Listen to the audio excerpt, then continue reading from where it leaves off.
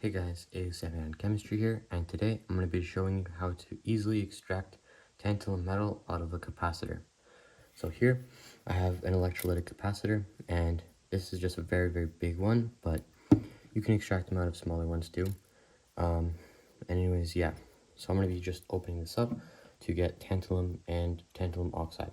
I'm going to be using these huge metal cutters. They work really well for opening up the aluminum casing, but you could use something like pliers or something like that. So I started opening this before, and then I realized I'll just make it into a video. So first, just this plastic wrapping that you can open up. It's pretty easy, it just rips off.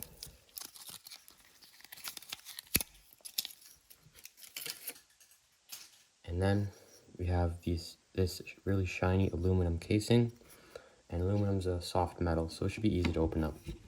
But I'll just use this anyway because it's quick. That, and just gonna make a slit like this and then unravel it. I've done this many times before, and it's good to have a supply of tantalum.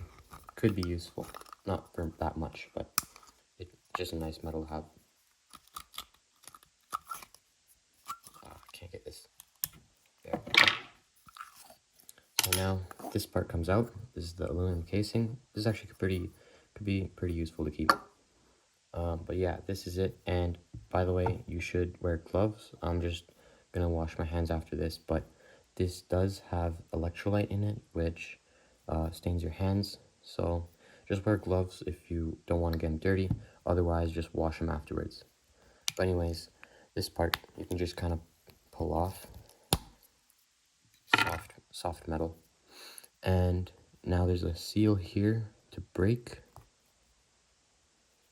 And I'll just use this,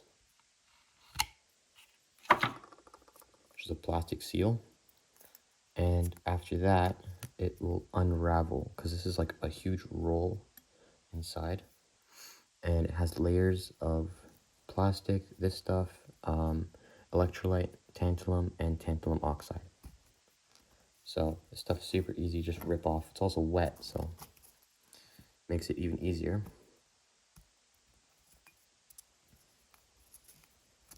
So I'll just open this up, and now you can start to see the tantalum metal inside.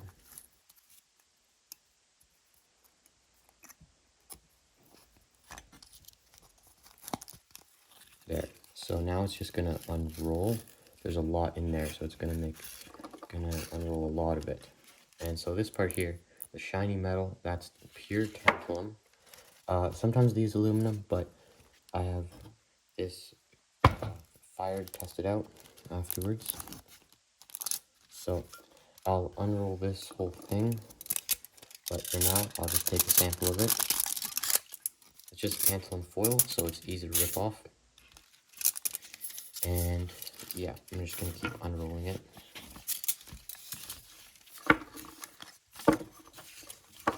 And now you can see there's another layer in here of a less shiny metal. You see the difference? And this is just tantalum oxide. I'll get a piece of this too. I'll just move this out of the way.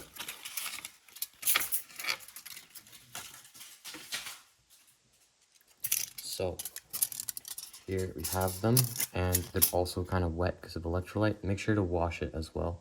Just rinse all the electrolyte out.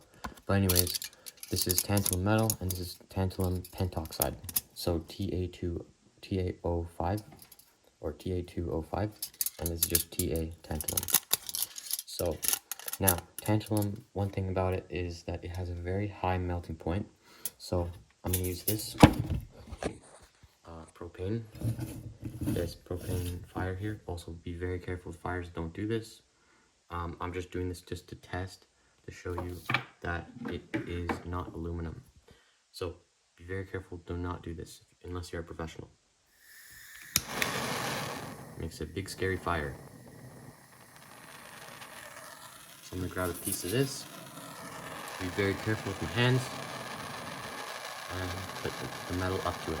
Now, if this was aluminum or tin foil, it would just automatically like burn from the fire. I even went really close to it. This is actually way too close. So you can hold it there for a while and it won't like perish like what aluminum does. Anyways, you can test that out, and yeah, it's perfectly good, not even warm. Also be very careful, never do that, what I just did, by the way. You might burn some electrolyte, and I don't know what that would do. So do not use that fire.